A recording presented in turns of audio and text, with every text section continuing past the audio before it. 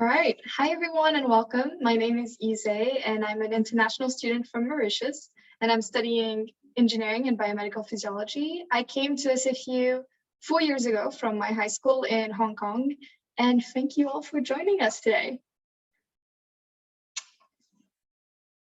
So first and foremost, we want to acknowledge that SFU is on unceded, stolen, Coast Salish territory. It is built on the traditional territories of the Musqueam, Squamish, Tsleil-Waututh, Coquitlam, and Katsian nations. And we do land acknowledgements like these to recognize SFU's role in reconciliation and to recognize the indigenous peoples whose land we live in and whose land was stolen by colonizers and not given back.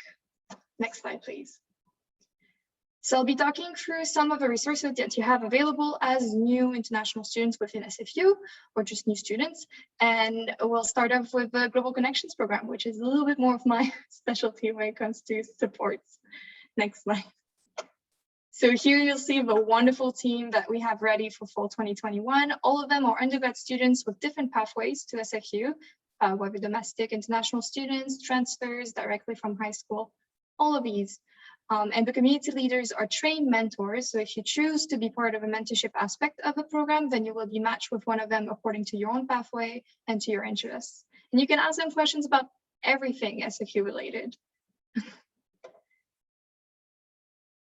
And then besides one-on-one mentorship, the program also offers intercultural learning, transition support, and social connections. So you can still enjoy the program fully without one-on-one mentorship if that's not your vibe. So these are offered through events and even through our social media. Now, is the program for you? That's a very good question. The program is it's designed specifically for newly starting at SFU or those who recently started. If you're looking for diverse connection, if you're looking for support in transition to SFU, or if you're looking for intercultural learning opportunities. Of course, that doesn't mean that if you don't fall into any of these categories, you don't get to enjoy the program. You're very much welcome to. There's a lot of friends to make and there's a lot of things to discover for it. An added bonus to this program is you can receive CCR, and CCR is your co-curricular record, and that essentially tracks all of your involvement within SFU. It's pretty cool. So don't hesitate to contact the student staffs responsible for the Global Connections program through the email, so gcmp@sfu.ca. And if you also just want to read up on more information and see if that's something that you want to look up, you can go into this wonderful website that you can see on the slide, and you can also check out Instagram and Facebook for more info. I also want to point out another thing that you should definitely check out, and those are the welcome guides. So we encourage everyone to look through them to help you prepare for SFU. And there's a specific guide that you can download with a checklist for new students. So all of these transition info are going to be in one place for you in those welcome guides. And if you are new to Canada or traveling soon, you should definitely sign up for the Life in Vancouver guide, which is a Canvas course for 2021. And you'll be able to meet new people and to explore the world of Vancouver and also to explore what life is like at SFU. There are other online courses, Canvas courses, which hopefully you've already heard of. But by now you've definitely received the invitations for University Step 1 and University Step 2. Maybe you've taken a look. If you haven't, it's definitely something that's worth doing. In Step 1, you get a general public course that is focused on welcoming students and emphasizing that SFU is a caring community. So you'll get access to some information about degree planning, some relevant services and supports, and some pre-enrollment information to help you explore your course options. And you'd be introduced to SFU's faculties and departments and course technology and the academic calendar, which are things that as a fourth year, almost fifth year, I definitely take for granted because I just know it on the top of my head. But I can definitely remember as a first year, it can be very confusing to see all those abbreviations. So it's worth it. And then Step 2 is going to be faculty based. So it's a lot more specific to the SFU career that you're going to be pursuing. Yeah, and there's also SFU 101. Yes, please. So you'll find information such as navigating university life, accessing resources and services, and getting involved. And you'll learn more about becoming part of the SFU community and learn about what you and other students can bring to the community. So it's pretty cool. And I definitely suggest that you go through them. I know it can feel like a lot because it's 3 different Canvas courses, but it will set you up for so much success within your for SFU. And so I hope you look into it. And now on to Welcome Day on September 7th. Woo! This is actually super exciting, and I really hope you guys take part of it. It's going to be a live virtual event. So if you're not yet in Vancouver, or if you're not going back to Vancouver for fall, then BC rather, you can definitely participate in the Welcome Day, and you'll be able to meet classmates, you'll be able to meet staff and others who will be part of your new SFU journey. And you can find out more about your program of study and learn about SFU community at the Soros Fair and much more. The Welcome Day group that I was part of, we still have a group chat on Messenger, and we just like update each other every year or like share opportunities. It's really cool and it's really nice. And it's all going to be on September 7th, 2021. So I hope to see you there. And that's it from me. I pass it on to Sophia. Thank you.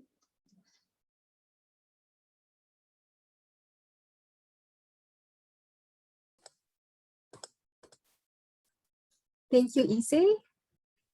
Hello, everyone, and welcome to SFU. My name is Sophia, and I am one of the International Student Advisors, Immigration Specialists working in the International Services for Students Office, or as we lovingly refer to it, the ISS.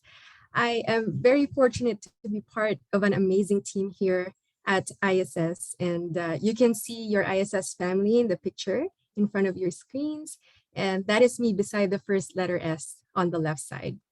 I do want to mention that I am opting to turn my video camera off to focus more on the presentation and for bandwidth purposes for our recording as well. So I thought before diving into the immigration content of the session, it would help to provide you with a bit of context around what we do.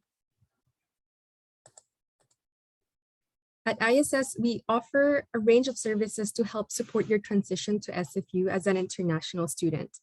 Essentially, we offer non-academic advising, anything to do with your temporary resident status or documents as an international student in Canada.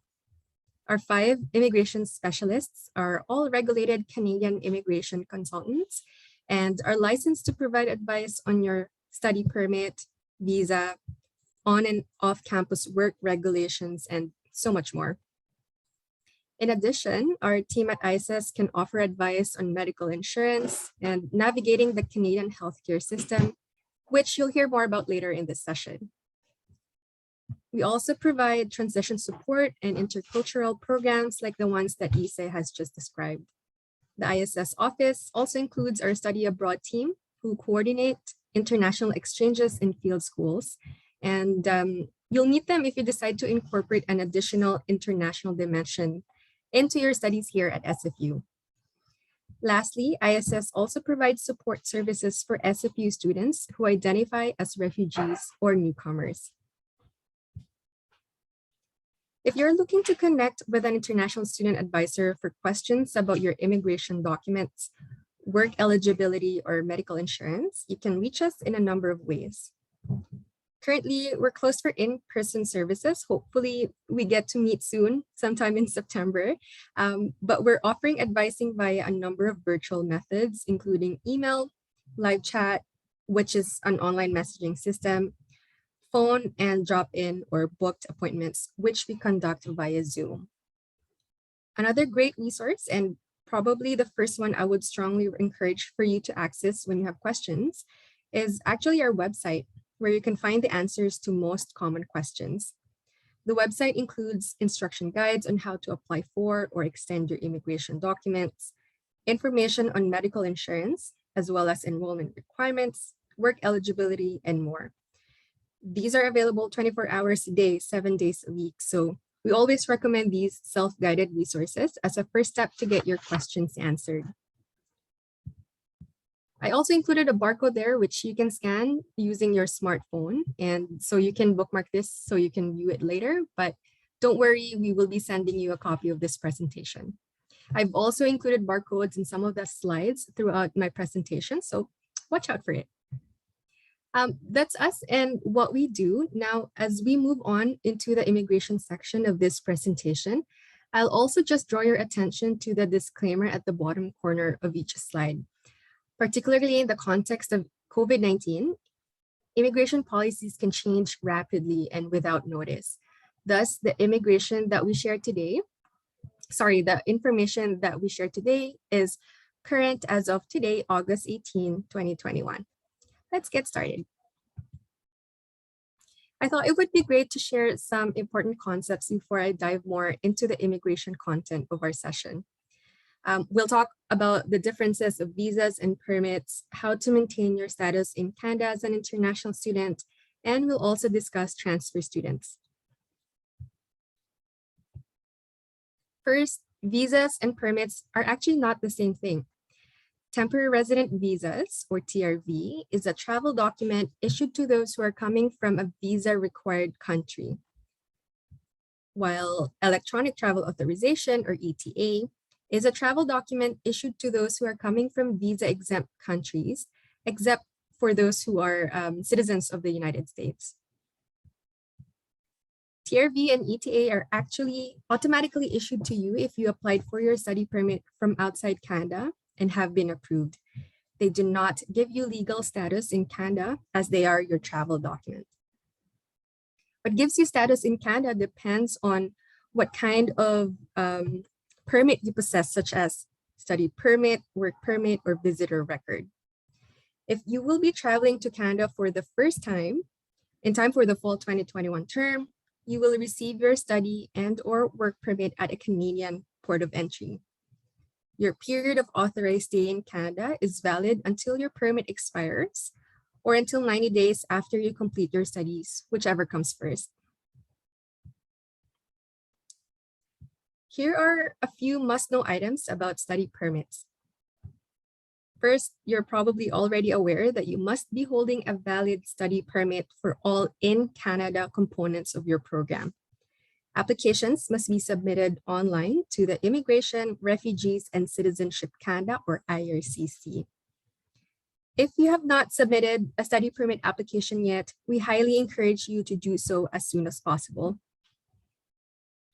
Previously, IRCC committed to reduce their backlogs in processing study permits. Part of their commitment is to process expeditedly those complete applications submitted on or before May 15, 2021.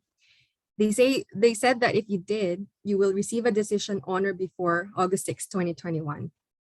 If you're one of those, I hope your study permit already got approved, or hopefully you will receive a decision soon. If you did not submit on or before May 15, IRCC will definitely continue to process your application.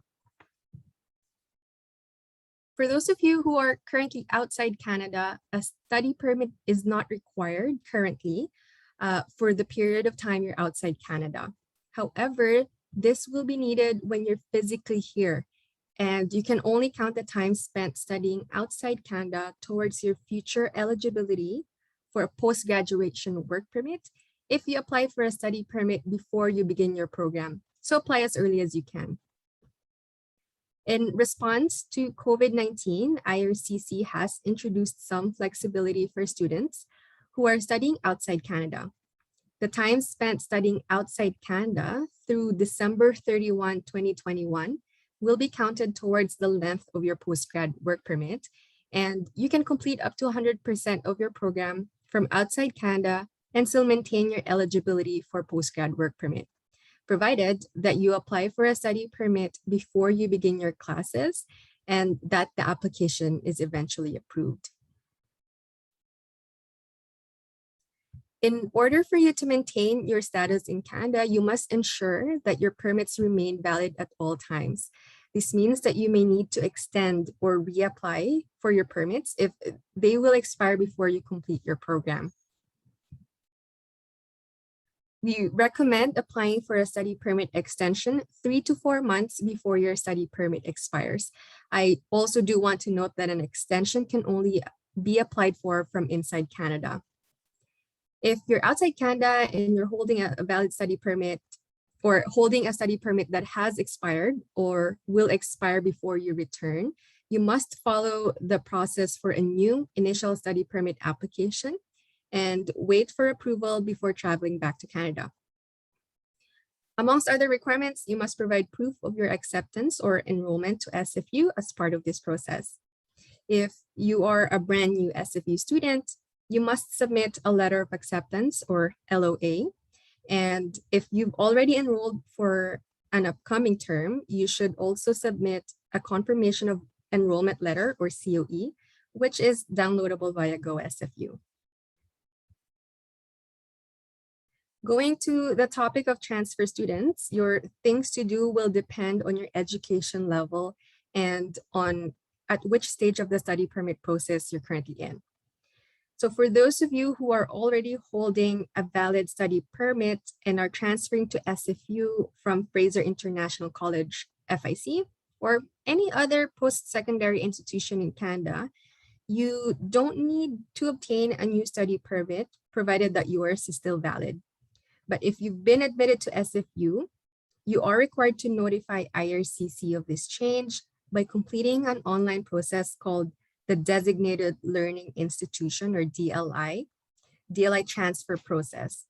You can find a link to more information about this process in our welcome guide for new transfer students.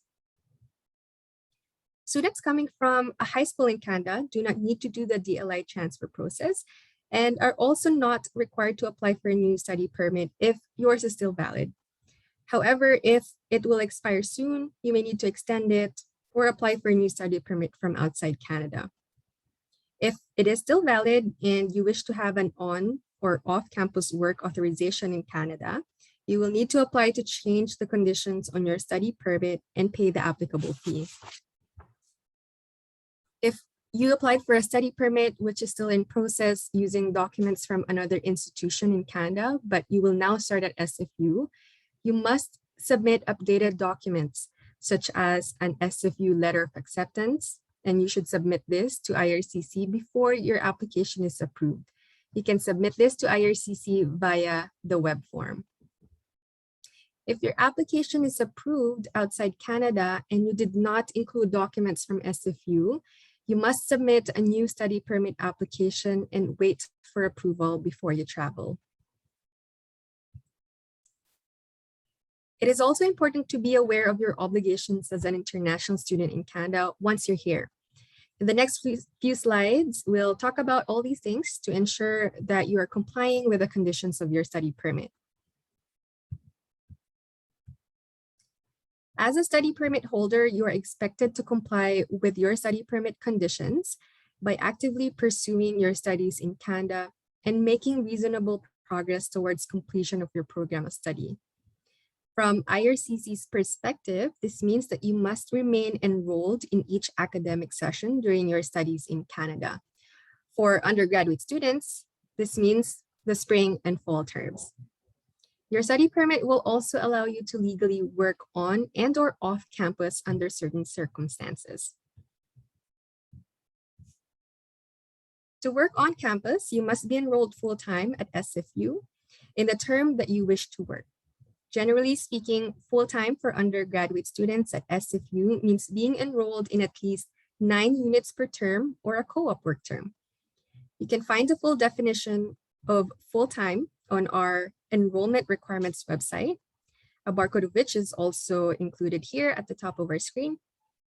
And in addition to that, you must also hold a valid study permit, and that permit must include a condition printed on the document stating that you may work or may accept employment. As per IRCC's definition, on-campus means that you can work at all buildings at an SFU campus. An on-campus employer can be the following. I'll give you a few seconds there to read.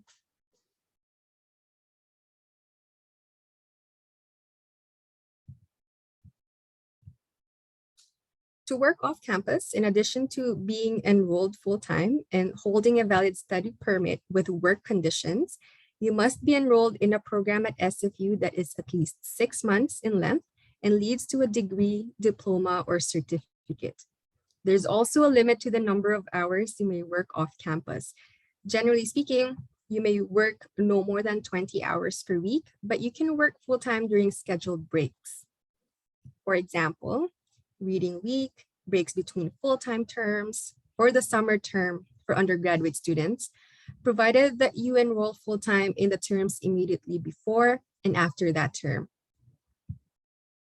You will also require a valid social insurance number, also known as an SIN, for any work you do in Canada. This 9-digit number is used for tax purposes and is required for your employer to pay you. If you have applied for a study permit outside Canada, please check the conditions when it's issued at the port of entry to ensure there is a condition stating that you can work or accept employment. Without this condition, you won't be able to start working or even apply for an SIN. If you're already holding a valid study permit without work conditions and are now starting your studies at SFU, you can apply to change the conditions of your study permit to have the work eligibility remarks added. The process to change conditions is the same as the process for an extension or new application if you're outside Canada. If you're accepted into an SFU co-op program, you will need a valid co-op work permit to do your co-op work terms. You can apply for a co-op work permit from inside Canada after you've been accepted to co-op, and your SFU co-op coordinator can then give you a letter in support of your work permit application.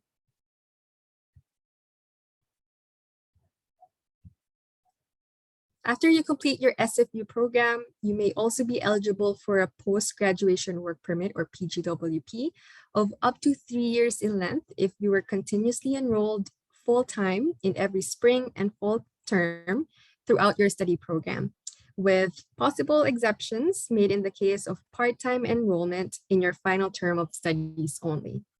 If receiving a postgrad work permit after your studies is a priority for you, please ensure you maintain full-time enrollment in these terms, starting right from day one of your program.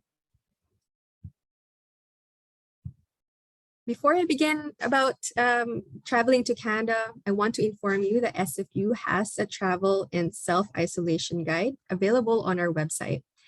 The self-isolation guide is SFU's approved COVID-19 readiness plan. And this guide is a 5-part guide that will help you determine what you need to do before and after your travel to Canada. Even though it's 5 parts, I will only be explaining the first 3 parts today, and I will leave it up for you to read the last 2 parts as well. Advisors are also available if you need support in completing the required isolation plans or help in understanding and using the information contained in this guide. Please do not hesitate to reach out to the self-isolation support team at cares@sfu.ca. I also want to highlight that the assessment of whether and when to travel is unique to each student and situation. And I want to recognize that given that some courses will still be offered remotely, we understand that traveling to Canada at this time is a very personal decision. And it's important that you consider what's best for you in the context of all these factors. Now, on to the rules. As you're likely aware, to protect Canadians from the outbreak of COVID-19, the Canadian government has implemented some travel restrictions. These restrictions stop most non-essential or discretionary travel to Canada. At this time, this means that foreign nationals can travel to Canada only if they're eligible to do so. Therefore, we highly encourage you to check the travel regulations and restrictions before you plan your travel to Canada. International students who are coming to study at an approved designated learning institution or DLI will generally have their travel considered non-discretionary. If you plan to come to Canada as an international student, you may be able to enter Canada if you have a valid study permit or have been approved for a study permit with a letter of introduction, and you're attending a designated learning institution, DLI, with a COVID-19 readiness plan that has been approved by the province, such as SFU. If you're coming to Canada as an international student, it will be important to carry necessary documents to show that you meet the requirements for entry and that you're coming to Canada to study. These documents include the following. Number 1, a valid study permit or a letter of introduction showing that you were approved for a study permit, a valid letter of acceptance from SFU. If you've already enrolled for courses, you should also carry a current confirmation of enrollment letter from SFU as proof that you are enrolled for the fall 2021 term. As I've mentioned before, you can access this letter via Go SFU. Number 3, proof that you have enough money to support yourself and any family members who come with you to Canada. And lastly, if you have been living in a designated country outside Canada for at least 6 consecutive months in the year before you enter the country, you must also provide proof of a valid immigration medical exam. Keep in mind that medical exam results are valid for 1 year from the date of the exam. There are also documents you'll need to carry to show you meet the health requirements to enter Canada, including proof of pre-departure COVID-19 testing that must be taken within 72 hours of your scheduled departure, and you must show proof of your negative test results. Alternatively, if you have previously had COVID-19, you may show positive results from a test taken between 14 and 180 days prior to your travel. This would exempt you from the post-arrival testing requirements as well. Next, international travelers must quarantine for 14 days upon arrival, even if you don't have symptoms of COVID-19. Upon arrival at the port of entry, you will be given a COVID-19 arrival test, and you can pre-register for this test to make the arrival process smoother. You'll also be given a test kit upon arrival, and will need to follow the instructions to do another test on day 8 of your quarantine period. Travelers are also required to remain in quarantine until they receive a negative test result for day 8 and have completed the full 14-day period. Effective July 5, 2021 and August 9, 2021, there are some exemptions for those who have been fully vaccinated, which I will be talking about in the next few slides. I also do want to briefly mention that SFU has a CARES program that is available for students who need to self-isolate. CARES will provide you with a safe and supportive environment, meet necessarily public health self-isolation guidelines, and help you to feel part of and connected to our community. There are quite a few requirements all related to ArriveCan, which is the Government of Canada's digital tool to help travelers comply with border measures. You can download ArriveCan on your phone via Apple Store or Google Play, and I included the logo of ArriveCan at the top of our screen. All international travelers coming to Canada are required to use this ArriveCan to submit their travel information before they can board their flight or before arriving at the border for land travelers. You will need to provide travel and contact information, a quarantine plan, and a COVID-19 symptom self-assessment. You will also need to be ready to show your ArriveCan receipt when seeking entry into Canada. If you have received final approval of your study permit from outside Canada, you should also complete the Vancouver International Airport YVR Expedited Processing Submission Form. I included the logo and the link at the top of the screen. This will help speed up the process of issuing your study permit upon arrival. This one is optional, but highly recommended to streamline your arrival process. Effective July 5, 2021, fully vaccinated travelers to Canada may be exempted from the quarantine requirements, 3-night hotel stopover for air travelers, and day 8 testing requirement. The key word here is may, which means it is not guaranteed. Therefore, you must still prepare a suitable quarantine plan in case you do not meet the exemption. The final determination of your eligibility to enter Canada will always remain at the discretion of a border services officer. So what do you mean by fully vaccinated, you say? So this means that you have received full series of an accepted COVID-19 vaccine at least 14 days prior to your entry in Canada. The list of accepted vaccines is shown in the next slide.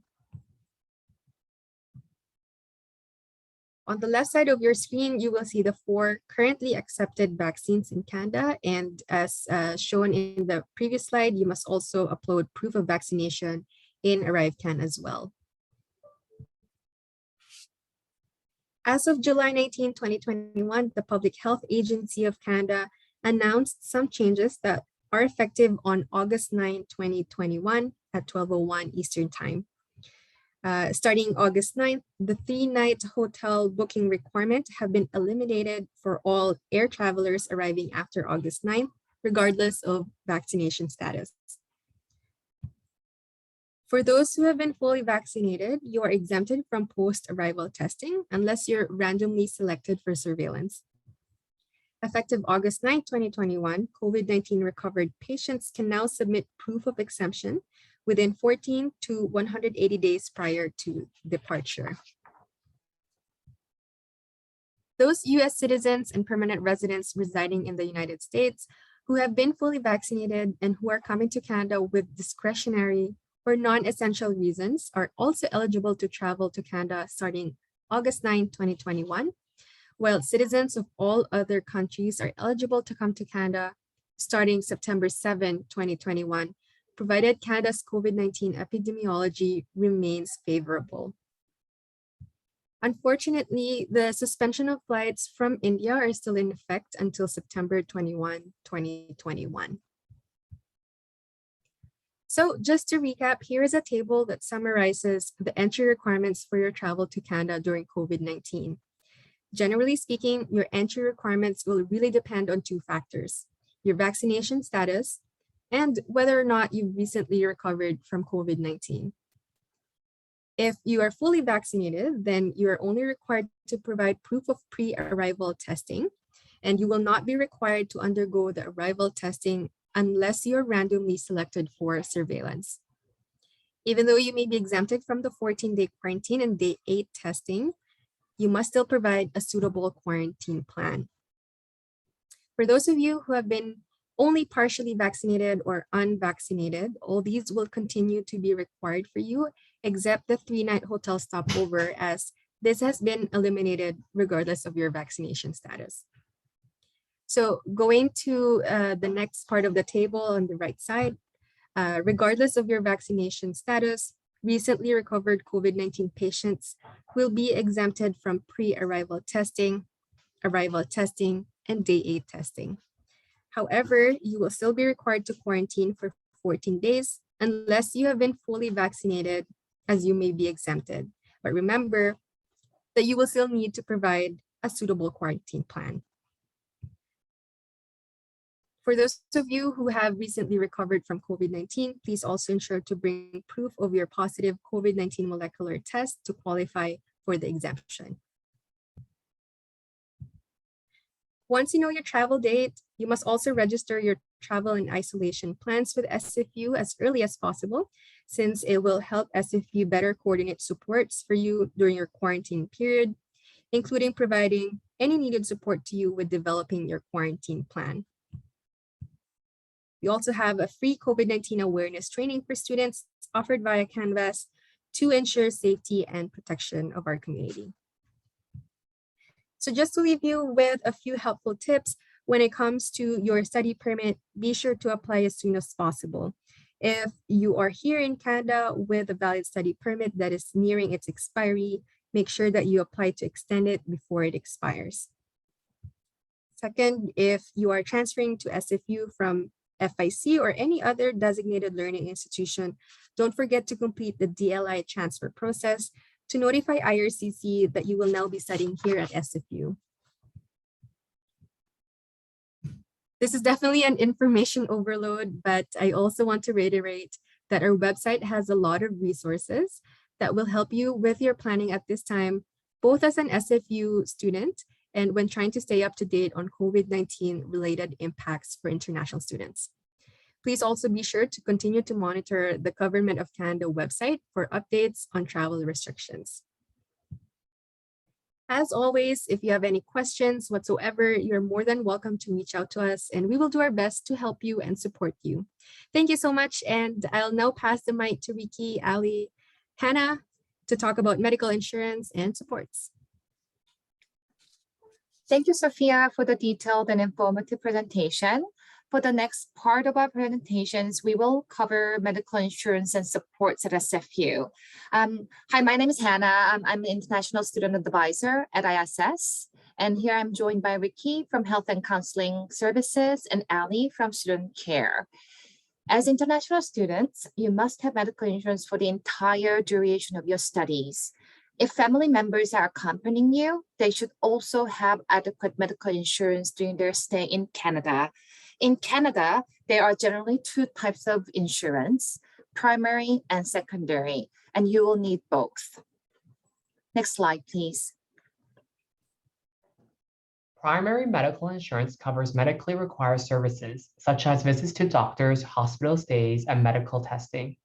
Primary medical insurance is legally required for all residents of British Columbia, including international students, and is provided through the BC Medical Services Plan, or known as MSP. Secondary medical insurance generally covers extras that are not covered by primary medical insurance, such as dental services, vision care, and prescription drugs.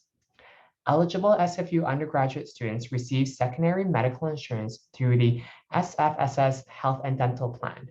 Next slide. SCARMI at SFU is a temporary primary medical insurance coverage. The goal of GuardMe at SFU is to help you transition while you are waiting for your BCMSP and to allow you have immediate access to medical services in Canada. As international students at SFU, you're automatically enrolled in GuardMe at SFU plan for your first term at SFU. Your coverage starts on September 1st, 2021 through till the end of December of 2021. We will not be enrolling you again in subsequent terms. The cost is $281 per term. And as some of you may have already seen it reflected in your student account, it is included in your student fees. Electronic medical card will be mailed to your SFU email addresses at the beginning of the fall term, and you can enroll your dependent family members, such as spouse, common law partner, and or children in your GuardMe at SFU plan with additional cost.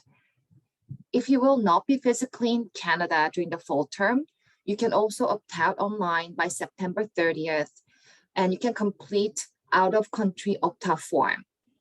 Please note, in this case, you must ensure that you have adequate medical insurance coverage upon your return. Please contact us before you travel. If you have been living in BC and already have BCMSP, you can opt out from the beginning of the fall term until September 30th for full refund. To be eligible for a refund, you must have not used GuardMe. A partial refund is also available if you have not used GuardMe and have received your BCMSP card and request for a partial refund before November 30th. Lastly, and this might be the case for many of you, if you are planning to arrive in BC physically before September 1st, please ensure that you have additional early arrival insurance through GuardMe to have adequate medical insurance coverage prior to September 1st. And if you know your travel date, I would recommend you to contact them right away to arrange this. And this can be done online through the website listed on this slide. Next slide, please. So this is a captured image of the website. So GuardMe at SFU website, you can purchase early arrival insurance, you can opt out from here, and you can also access your policy information. Next slide, please. BC MSP is a provincial primary medical insurance, and all students staying in BC for 6 months or longer are required to enroll under the Medicare Protection Act. Unlike GuardMe at SFU, it is not an automatic enrollment and cannot be done through SFU. If you are physically in BC and haven't done so already, please apply right away online, or you can apply as soon as you arrive in BC.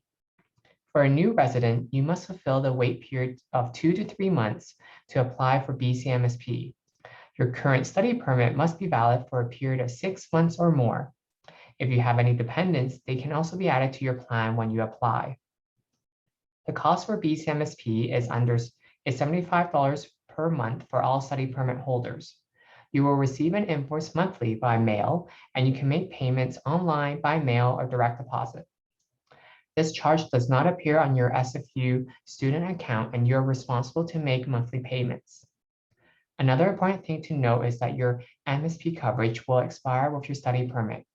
When you renew your study permit, you will need to renew your MSP coverage as well.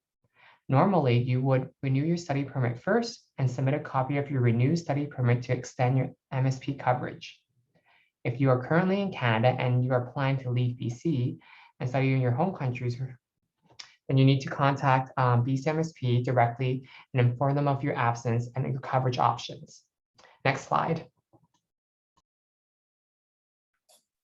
Thank you so much, Ricky and Hannah. Hi, everyone. My name is Ali, and I'm joining you guys on behalf of Student Care to talk about your SFSS Health and Dental Plan, also known as your secondary insurance. So as it was noted earlier, your health insurance in Canada comes in two parts. When you have the primary and then you have the secondary insurance. My colleagues Ricky and Hannah have just explained to you how the primary health insurance works. I will be talking about the secondary health insurance today. And so I know you folks are receiving a lot of new information, and it is information overload, as Sophia mentioned. So I will be just giving you a very brief overview of how your secondary health insurance works. Obviously, you don't have to, don't worry about taking extensive notes, because everything that I'm going to be presenting today is available on the Student Care website, www.studentcare.ca. All this information is available there, so you can check it out at your convenience. There's going to be a QR code at the end of this presentation, which will take you directly to the homepage. And so if any questions do come up, we will have a Q&A session later on. So please feel free to ask them at that time. So with that, I am going to get started with our presentation and talk about what exactly the health and dental plan is. Next slide, please. And so, as I mentioned earlier, this is a secondary health insurance that fills in the gaps that is not covered in your primary health insurance model. You are required to have both. As was noted earlier, international students are also required to enroll into BCMSP. And when it comes to your secondary health insurance, you are automatically enrolled into this plan. You don't have to worry about opting into this, and you will be billed automatically. Next slide, please. And so when it comes to your secondary health insurance, this is what your coverage entails. Your coverage comes in four broad categories. You've got the health, which covers you for things such as prescription drugs, any mental health practitioners that you need to visit, which includes psychologists, and any other paramedical practitioners such as physiotherapists, chiropractors, massage therapists, and so on. I will note that the information on the screen over here is not an exhaustive list. It's just a very brief overview. Our website, as you can see, is linked down there. We'll have a full breakdown of all the services that are covered under your secondary health insurance. Your dental insurance will also cover you for things such as regular checkups, cleanings, fillings, root canals, and so forth. You also have vision coverage if you need to get an eye exam conducted, or you need to renew your prescriptions, you need to get contact lenses or eyeglasses.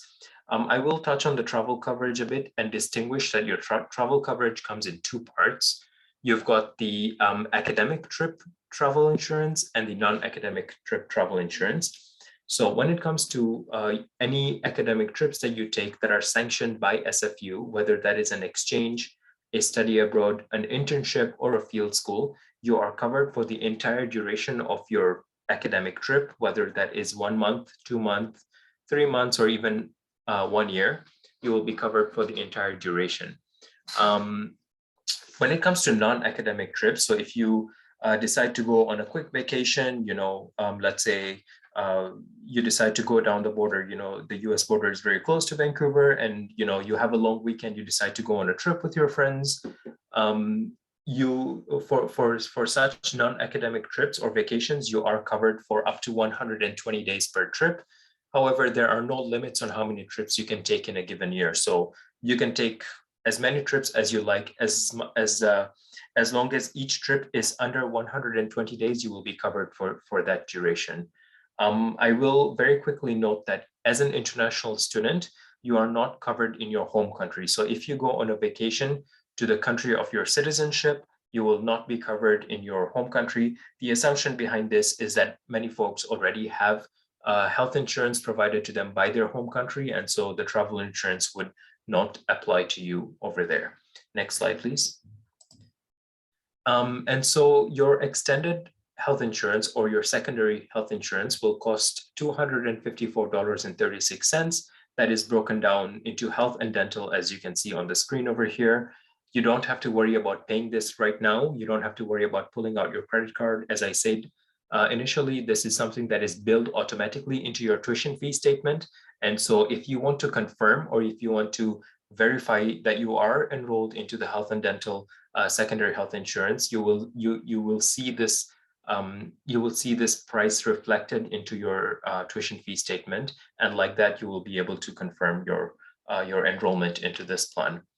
There's also an opportunity for you to enroll any spouse or dependents if you have any under this plan, and I will talk about this in the next few slides. Next slide, please.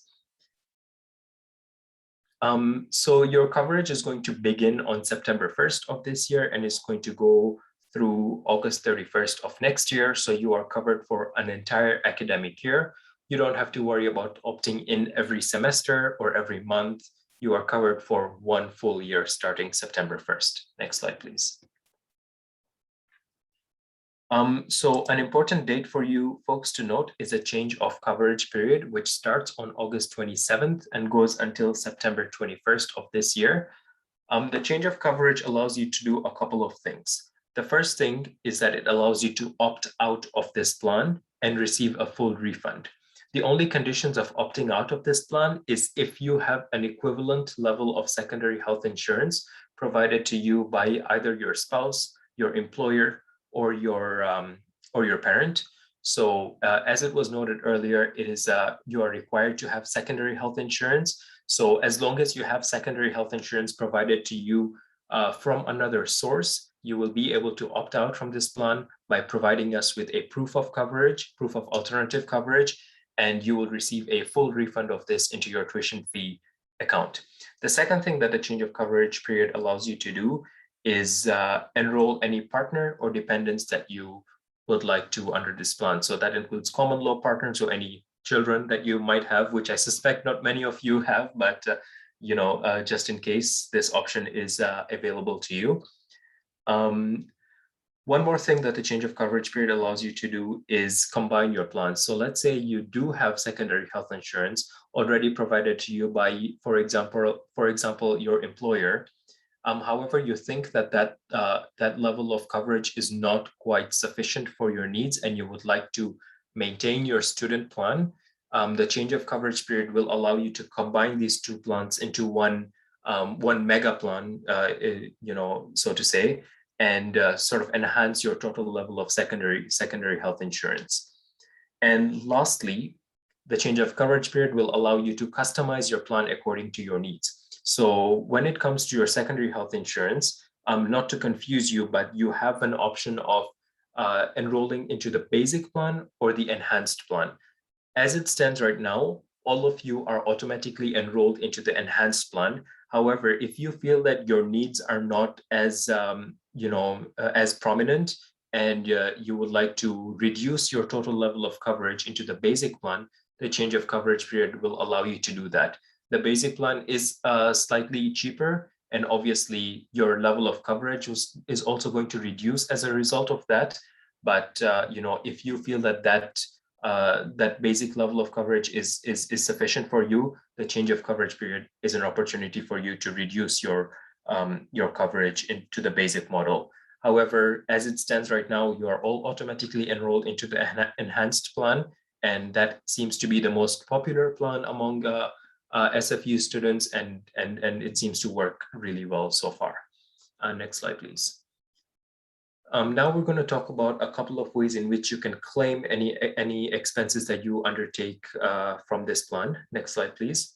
So there are a couple of ways in which you can submit any claims that you make. The first one is a pay direct card. So the pay direct card looks like what you see on the screen over here on your right hand side.